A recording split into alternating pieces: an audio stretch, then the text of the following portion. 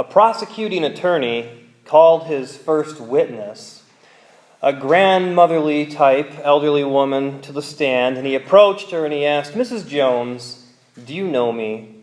And she responded, "Why, yes, I do know you, Mr. Williams. I've known you since you were a young boy, and frankly, you've been a big disappointment to me.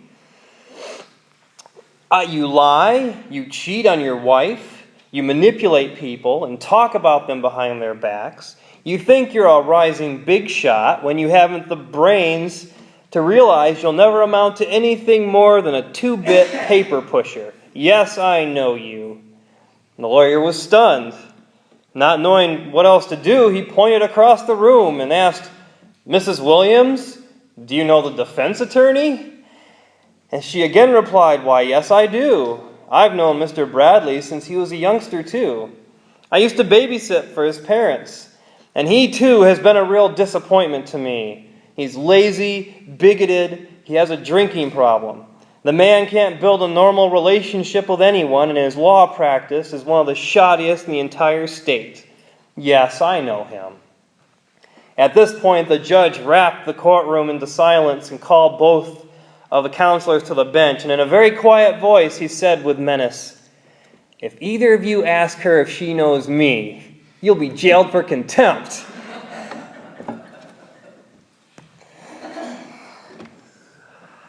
All right. Today we once again continue on our series, To Judge or Not to Judge. In the last message, we began on the path of understanding when Christians do get to judge. And I'd like to recap some of the lessons that we learned from that one before we move on with our unique message for today. So in that message, we spoke about a directive from Paul that it's not our business to judge those outside of the church, but to judge those inside the church. People outside of the church don't know Jesus' teachings, so how can we judge them by a standard that they don't know? But just because they don't know how to live, and therefore often live wrongly, that does not mean that we can't associate with them or should never associate with them. We should not separate from them completely, because how will they come to know Christ? So then when it comes to judging those inside the church, we spoke about how this can be a very confusing concept. Some churches are more than happy to judge their members on almost everything. Some churches don't like the idea of judging their members at all. We discussed how judging those who are in Christ, who are supposed to be his disciples and be good examples to non-believers, when we do this, it's actually a kindness. It's a kindness to judge each other. We need to be judged in some ways. And I think the problem is that for the most part, we don't know what those ways are.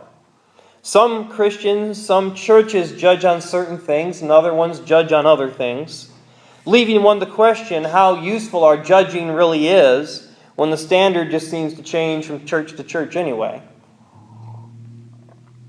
In the last part of the previous message, I threw a whole lot of information at you concerning different Christian groups and how they understand the role of God's law in the way we're to live, starting at one end with the Messianic Jews, who believe that all of God's followers should follow Torah, and then going all the way to the other end to mainline Christians, that tells us that the law is dead, that it brought legalism, it brought slavery, and should be completely disregarded because we're under grace. We're saved by faith alone. And that transition between law and grace is very important to understand if we want to properly judge people, because somewhere in there is the key to knowing what standards we are to judge by. I already noted last time how, though Christians point to the Bible as the standard by which to live, we have a hard time agreeing which part of it is the best to focus on. Also, though we profess to live a life that's free from the law, we still incorporate parts of the law into our lives, like the Sabbath and baptism and the Ten Commandments. We live in a state of turmoil concerning these various things, and it makes it hard for us to come together as a united body of Christ. It makes it hard for us to set a good example to those who are not believers. Now, understanding all these things and what lies under all of these things is a really big task. And oftentimes when I'm trying to explain a concept to someone, I will use an analogy. I use analogies all the time. I take, taking a concept that's somewhat foreign and comparing it to a concept that is more common.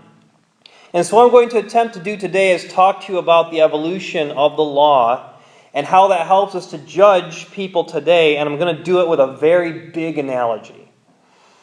And as we go along, I will point out the different representations to help you keep on track with where the story is heading. So sit back and relax. I'm going to tell you a story. Today. And I want you to imagine yourself in the story. And our story begins like this. So imagine you are a child. And you have many, many, many siblings. Some of them older, some of them younger. And you all live together in your father's house.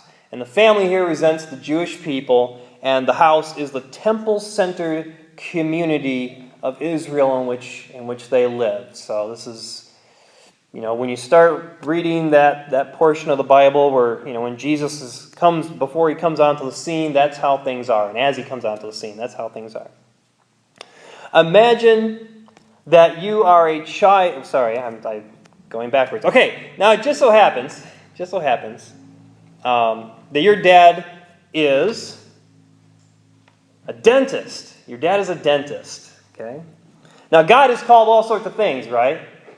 Today we're going to call him the great dentist. Okay, he's the great dentist. Now you'd think that being the kids of a dentist, you're probably going to get harassed a whole lot about keeping your teeth clean, right? I mean, Dad's going to be all over you about this. And I know the kids like nothing better than to brush their teeth. They're so excited to brush their teeth, and that's a big lie, huge lie.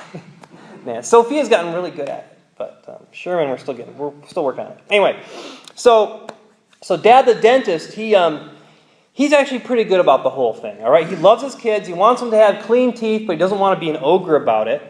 So he gives them 2 rules to follow. All right. So he says, first of all, I want all of my kids to wear a button on their shirt that says, I love to brush. I love to brush. And this sets them apart and lets other people know how important brushing is to this family, how important it is to them. And this represents circumcision. Now, I understand that a button is much more visible than circumcision is, right? But the concept here is similar. It makes them a people that are set apart. Other people look at them and say, those are the dentist kids over there. They're the weird kids that have to brush all the time. Those are the dentist kids. The other thing he said is you got to brush 3 times a day. All right? That's the written law. Okay, that's going to be the written law. You have to brush 3 times a day. We're simplifying it down to that one thing. But we only brush at night. You only brush at night. Yep. Yeah, you do. We try to make it easy on ourselves, too. Anyway, so he tells the oldest siblings, so Dad he tells the oldest siblings, he says, if you have any questions, I'm going to trust you guys to work things out, all right? To kind of figure out the details that will make you guys get through it. But understand that the goal is to have clean, healthy teeth, all right? That's the goal. So our clean, healthy teeth is to be free of sin, to be blameless before God. Okay, clean, healthy teeth. So time passes, and you and your siblings do start to have some questions about this. Like, okay, I'm brushing 3 times a day, but how long do I brush when I do it? And what motion do I use? Do I do circular, go up and down? Do I go across? Should we floss? How much should we floss? And on the questions go. And so the eldest siblings, they come together and they come up with answers for all these questions. And some of them are very helpful to aid in getting healthy, clean teeth. And they decide that, all right, you should brush for at least 2 minutes. Okay, we're going to go with that. And then you should use circular motions when you brush. And you should probably floss at least once a day. All right, let's go with that. And unfortunately, they also came up with some answers that are a little more nitpicky. Like, you got to use an Oral-B toothbrush. All right, those are the best. You got to use those. And you can only use Crest toothpaste because we like Crest. Crest is good. with the baking soda in it. Right? What else? And you got to brush the top teeth first. We're going to say that. Do the top and then do the bottom teeth. And now these rules aren't necessarily bad, right? There's nothing wrong necessarily. They're just unnecessarily restrictive. Okay? And that was just the beginning. And all of this represents the oral law, which is a huge part of Jewish culture because it was like 3 times as big as the written law. It was huge. All the oral tradition, the oral law. And as the years go by, this keeps building and building and growing and escalating, and they keep adding to it and adding to it. And eventually, all these rules that they keep coming up with, it led to 4 major problems in the household. And the first one is legalism. Eventually, you've got so many steps and so many rules to follow that the rules become their own reason for existing. It doesn't even matter anymore why the rules were put in place. All that matters is that you get through them. Just do them, all right? The goal of having clean, healthy teeth is lost amid all the steps.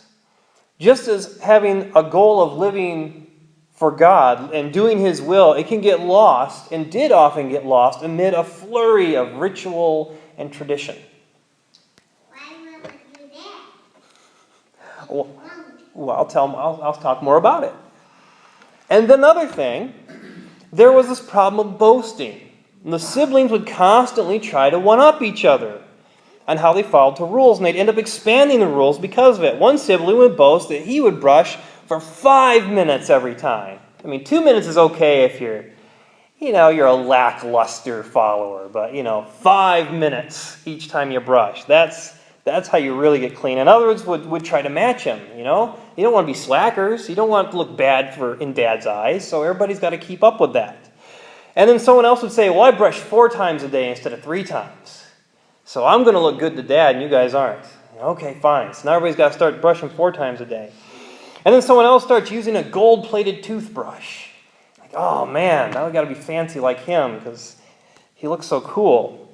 And eventually these become the standards. Nobody wants to get left behind and look bad in Dad's eyes. So there we go. So too a believer can focus so much on their works. Okay, we're talking about works. So much on their works that they get defined by their works. Much like we define ourselves by our jobs. And one person looks down on another because the first person has greater works. Look at all the stuff that I do, and you don't do anything hardly compared to me. And so he sees them as lacking in righteousness because he doesn't do quite as much, or does different stuff, or does it a different way. So we had boasting. And then third, we had hypocrisy. There's those siblings that they go into the bathroom by themselves, they shut everybody else out, and they just kind of turn the tap on, run the water for a while, and maybe they brush just the front teeth, just what you can see, and leave those back ones. Don't worry about them. And they make claims of being a great brusher, like, oh, I was in the bathroom for a half hour. I mean, you heard me, you heard the water, you heard the brushing sounds. And they look down on everyone else who couldn't do it, like, oh, you were only in the bathroom for 10 minutes brushing. You're awful. But they're not doing it either. The whole time their mouth is full of decay on the inside where they're not letting people see it. Back there in the back, it's all rotting and decay. And we've already spoke back in our anti-judging sub-series. We spoke about how both Jesus and Paul have no tolerance for hypocrisy. We talk about that a lot. Hypocrisy, bad. Don't be judging other people if you're having problems too. Okay? And then finally, the last issue they would run into is failure. This constant looming threat that you just can't keep up with all these rules anymore.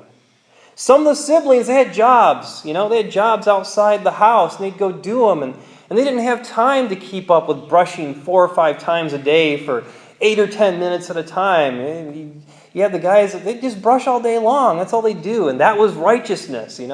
That's how you keep your teeth clean, is you brush all day long. Not everyone can do it. And when they don't meet the strict requirements, others chastise them and make them feel like they're not good enough. Dad won't be pleased with them. This is the problems that the shepherds had back in the day. They couldn't do all the ritual washings and things. So they were looked down on. It says in Romans 2, line 12, "For all who have sinned without the law will also perish without the law, and those who have sinned under the law will be judged by the law. For it is not the hearers of the law who are righteous before God, but the doers of the law who will be justified." So for those who are under the law, if you can't keep up with them, then you can't be justified, because you have to do them all. So you're going to be judged as a failure. So now at that point, not a lot of the siblings were really focused on having clean, healthy teeth anymore. They didn't even know that was the goal. They wanted to follow the rules. I got to follow the rules. I got to keep up appearances. And maybe if I do that, I can stay on Dad's good side, all right? I'll be on the good list. Got to keep that up. Or if they couldn't, they just kind of give up. Just give up. Just accept, you know what? I can't do it. I can't keep up. Just forget this brushing stuff, man. I just can't do it. And so either way, the situation, the brushing situation in the household is just not good. It's just not good. The teeth are not getting brushed the way they should be. Now, for the longest time, there was this rumor that there's this much, much older brother he'd moved out of the house a long time ago and he went to work with Dad. All right? And it said that he's the dental hygienist. Okay, the great dental hygienist. And he knows the secrets to truly having clean teeth. And everybody kind of hopes that someday they're going to meet this brother. They think, man, I wish that brother would come visit us and teach us how to have really clean teeth. And so it just happens that the eldest brother did stop in to see them eventually. But he didn't make a big deal out of it, really. He just kind of came in amongst them and just started milling around and talking to some of them, getting to know them. And what he did is he started to impart to them what was really important. He said, hey, you know what's really important? Having clean, healthy teeth. That's what's important. And he was pretty unhappy with all these unnecessary rules that the older siblings had been placing on everyone. Now, the older brothers eventually found this guy out. Eventually they started to notice this. And they said, hey, you should be part of our group. You know, we're the older ones at the top. We're making all the rules here. Come be one of us. You know, you're the oldest. Let's make some rules together. But he didn't want that. He wanted people to have clean, healthy teeth. And he had two really important things that he wanted to tell everybody. And that was, number one, that there was a time that was going to be coming when Dad was going to come inspect all their teeth. All right? This time is coming. And he's going to see who's been faithful about wanting their teeth to be clean and healthy. All right? And the second thing he told them, which was something that was really hard for the brothers to take, was he told them that, you know what, no matter how much you brush your teeth, no matter how much toothpaste you use, no matter how long you floss, there's always going to end up being some plaque that you can't get off. It's just how it is. All right? You don't have the tools to get everything. You just don't. The only way that you are going to truly have clean teeth is you have to come see me, the dental hygienist. That's the only way. There's stuff you can't get. You've got to come see me. And so they're going to have to trust in him. So you've got to trust in me, all right? It's going to look clean to you. You're going to brush your teeth, they look clean. You've got to trust me. Come and see me. I will clean the teeth, all right? If you want to look good for Dad, you got to see me. And this, of course, means that their boasting is meaningless. What good is their boasting? No matter if they brush 1 time or 4 times or 8 times. No matter what they do, they're still not clean. They still have to go see the dental hygienist. Like it says in Romans 3, line 27, then what becomes of our boasting? It is excluded. By what kind of law? By a law of works? No, but the law of faith. For we hold that one is justified by faith apart from the works of the law. So the other brothers, they didn't like that idea. They didn't like that. So eventually, they kicked him out of the house. All right, we don't want you here anymore. But while he was out of the house, he used that opportunity to set a plan in motion. And then he snuck back in. Okay? And so, of course, we're speaking of crucifixion and the resurrection here. So 3 days later, he sneaks back in, and he gets back with the people who were listening to him, you know, and he says, hey, while I was gone, I was was doing something for you. Okay? Here's what happened. While I was gone, he said, I love you guys so much that I sacrificed everything that I own. I took everything that I have and I sunk it in to an apartment complex that we're all going to live together in. Okay? In the center of that complex is going to be a dental office where I'm going to work. And you guys will come see me all the time. And I can clean your teeth all the time. All right? This will be great. And you know what I call this place? I call it the Spirit. That's what I named it. I want all you guys to come and live with me in the Spirit. We're all going to live together in the Spirit. And all they had to do to come live in the Spirit was, number one, tell him that they accepted that. Say, yeah, I want to live with you in the Spirit. Okay? And then number two, they had to truly desire in their hearts to have clean, healthy teeth. All right? I really, really want to have clean, healthy teeth. I truly want that. Like it says in Romans 10:10, for with the heart one believes and is justified, and with the mouth one confesses and is saved. And so then he left. He left that house, and some of the siblings, they followed him to live in the Spirit with him. And though they left the house to live in the Spirit with them, many of them continued to follow some of the rules that they had been doing before. And it's what they knew. It's what they'd always grown up with. It's what they'd always known. But the purpose was different now. The purpose was different. The rules were not the point. The end result was the point. They followed those rules as an expression of the deep desire in their heart to please the hygienist, to please their dad, and to have clean, healthy teeth. There was no longer a need for boasting in the rules that they followed, as none of them were specifically required. But any one of them could use them as a means to have cleaner teeth as they saw need. And in the end, they're all going to fall short anyway. Right? No matter what they did, you're all going to fall short. And so they go visit the dental hygienist, and they get their cleaning. As we read in Romans 14:5, one person esteems one day as better than another, while another esteems all days alike. Each one should be fully convinced in his own mind, and for our purposes, let's say in their own heart. The one who observes the day observes in honor of the Lord, and the one who eats, eats in honor of the Lord, since he gives thanks to God, while the one who abstains, abstains in honor of the Lord and gives thanks to God. For none of us lives to himself, and none of us dies to himself. For if we live to the Lord, and if we die to the Lord. All right? If we brush to the Lord. If we floss to the Lord. And they try to get more of their siblings to come over. You know, they go back to the house and say, come on, guys, come live in the Spirit with us. It's awesome. But it caused a lot of anger and a lot of rivalry, and it just didn't work out. And so eventually the hygienist realized he had this big apartment complex, and a lot of his siblings weren't going to come. He had all these empty rooms. So he decided he'd send out an invitation to people who weren't family members. All right? Let's go outside of the family. There's so many people out there who need their teeth cleaned. We'll go outside of the family. All right? To those who do not wear the I love to brush button. And even convinced one of his more difficult brothers, who we know as Paul, to help him to go out and find those outsiders and bring them in. And those outsiders are us, the Gentiles. We finally get to bring us in here. And so they went out and they searched out these outsiders who had been longing to have their teeth cleaned, who had in their hearts been wanting to have clean teeth, but they just didn't know how. They didn't know it was possible.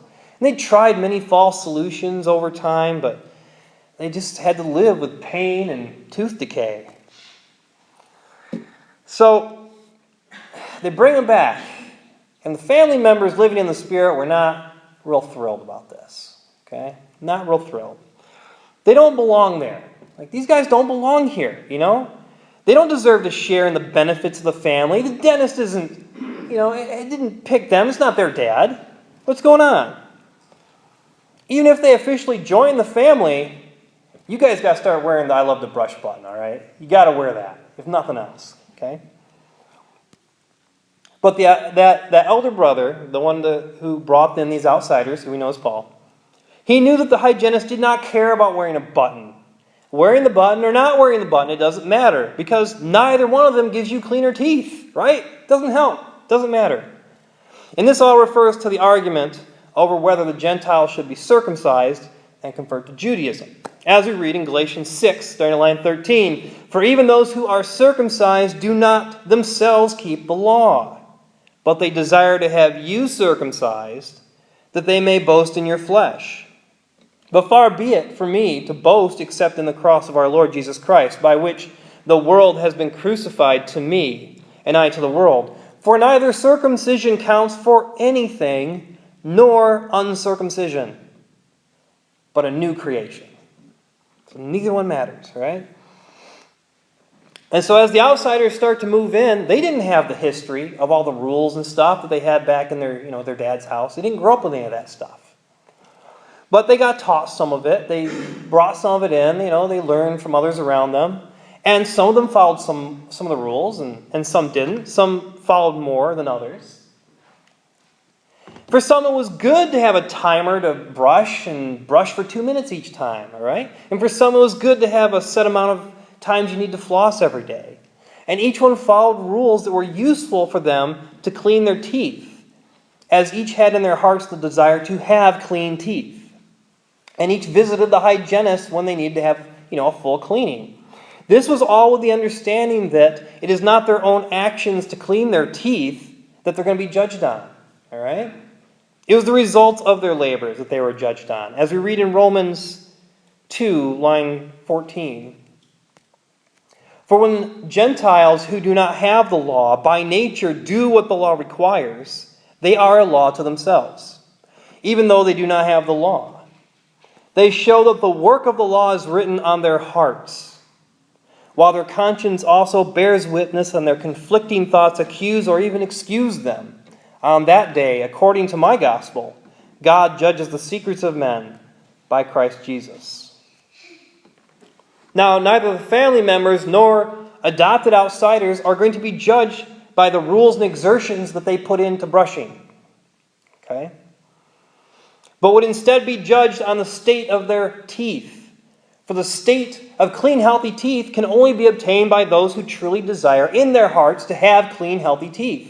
And the outpouring of those desires lead to actions that maintain such teeth. As we read in Matthew 15, line 10, "And he called the people to him and said to them, 'Hear and understand. It is not what goes into the mouth that defiles a person, but what comes out of the mouth. This defiles a person.' And if you go to line 18, it says, 'But what comes out of the mouth proceeds from the heart.' Proceeds from the heart. And this defiles a person, for out of the heart comes evil thoughts, murder, adultery, sexual immorality, theft, false witness, slander. These are what defile a person. But to eat with unwashed hands does not defile anyone." So it was not the law going in that they're judged by. It doesn't matter. It's what comes out of the heart. That's what matters. That's what they're being judged by. The siblings who lived in the Spirit, yet had bad breath, yet still had decaying teeth, they would be judged by those outward signs of an inward failure. Not that they had specifically failed to follow this rule or that rule. Not that they had used the wrong toothbrush or the wrong toothpaste or anything like that. But that in their hearts they did not desire to have clean teeth, and therefore had not acted to clean their teeth at all. The end result of their inaction is there for others to see. So with us, our judgment does not come in our performing or abstaining from a specific law, but our judgment comes from the fruits that we produce, that spring from our desire in our hearts to follow Christ.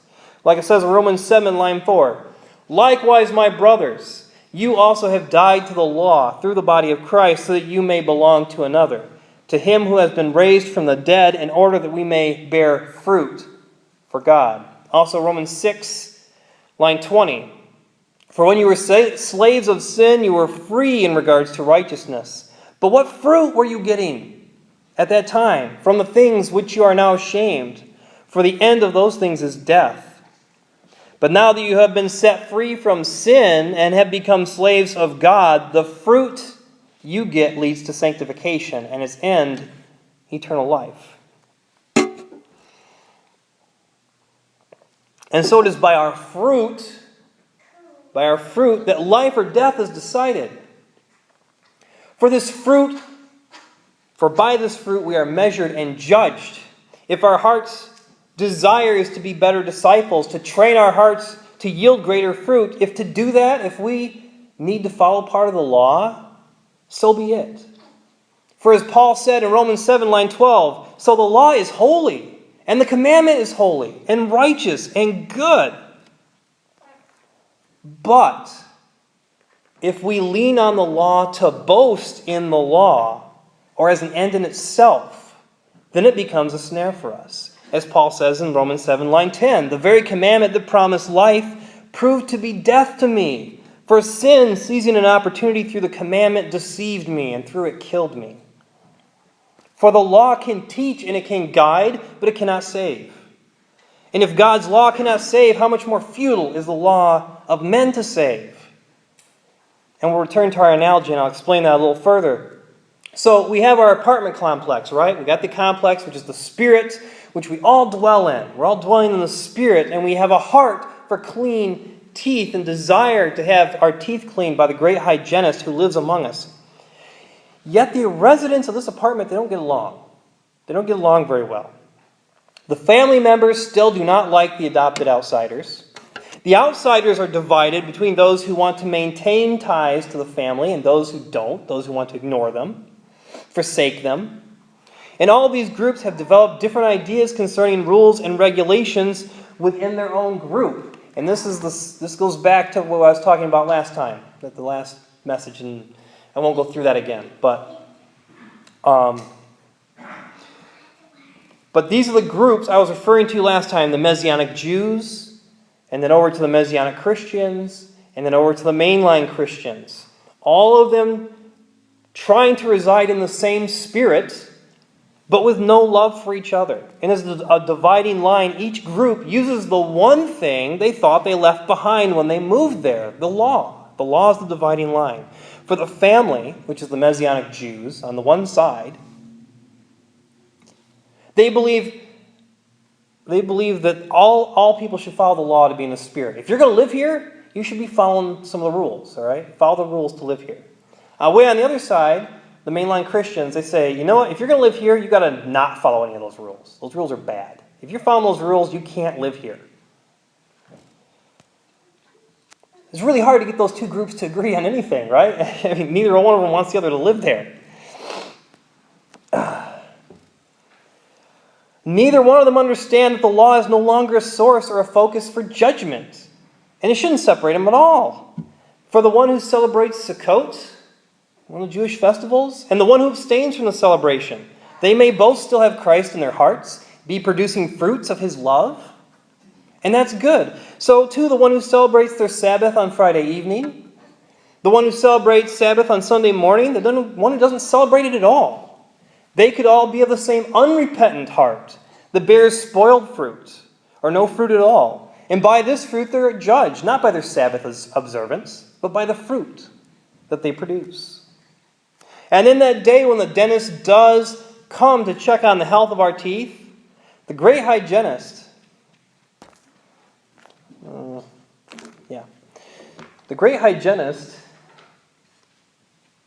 he's going to go through his list of all those who have been to see him, all right? Every time you come to see him, he's got the schedule book, and he likes all those people come to see him. He's good friends with them. We talk all the time. He loves to see them.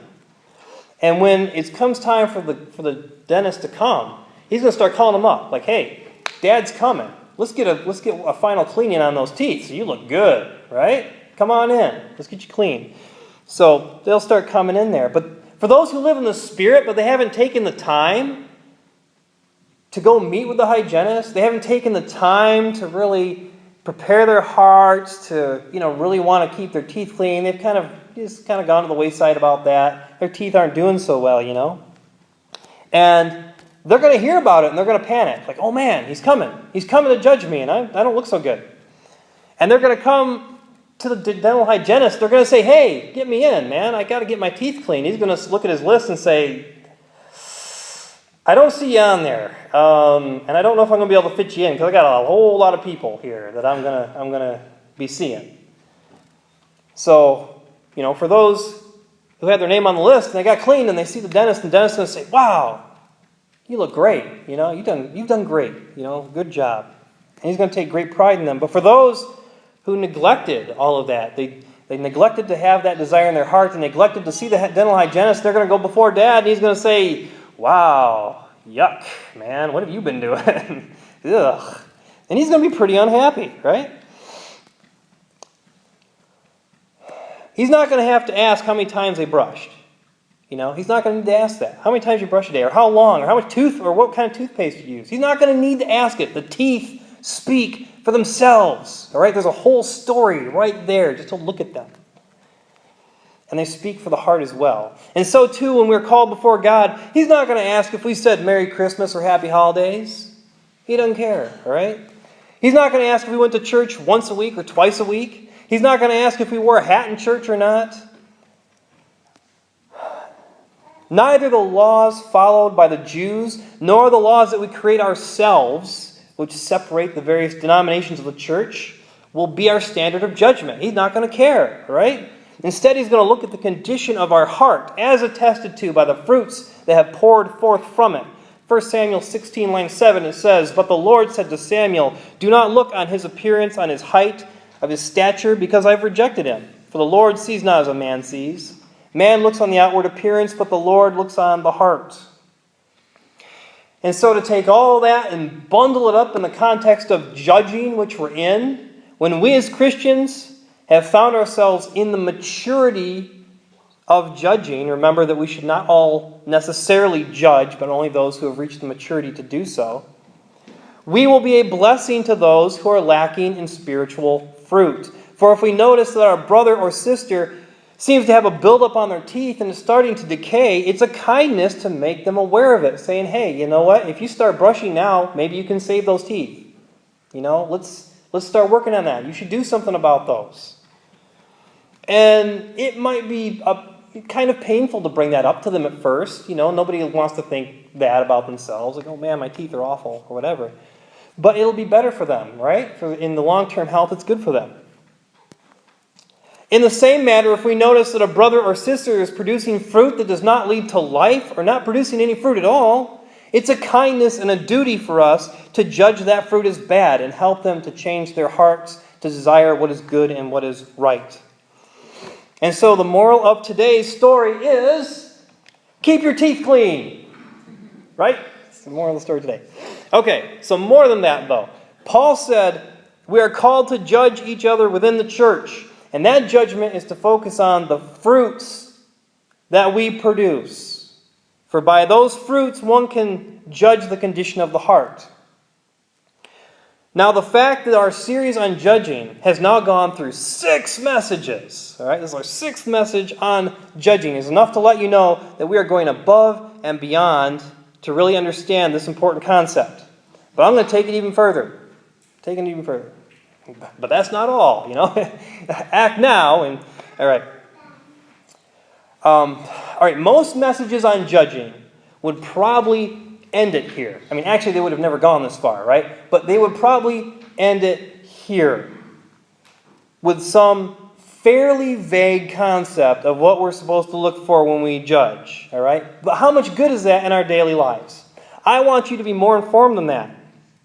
So over at least the next 2 messages, maybe more, but at least the next 2 messages, we are going to be looking at good fruits and bad fruits to be watching out for. And that's not just in others, because we like to look at others, don't we? Sure. But in ourselves as well. For judgment is not about looking for the bad in others to make us feel good or puff ourselves up or anything. Like, "Oh man, I do this so much better than you. I got so many more good fruits than you do." See? No, you're not supposed to be doing that. If you're doing that, then you haven't reached that maturity to actually be judging in the first place. So you've got to back up and work on that. But when we judge, we are to do so to help our brothers and sisters to correct their path, all right? With the hope that they shall do the same for us. Please, do the same for me. That ultimately we will all stand before the great dentist with a gleam in our teeth and the Lord in our hearts. Amen.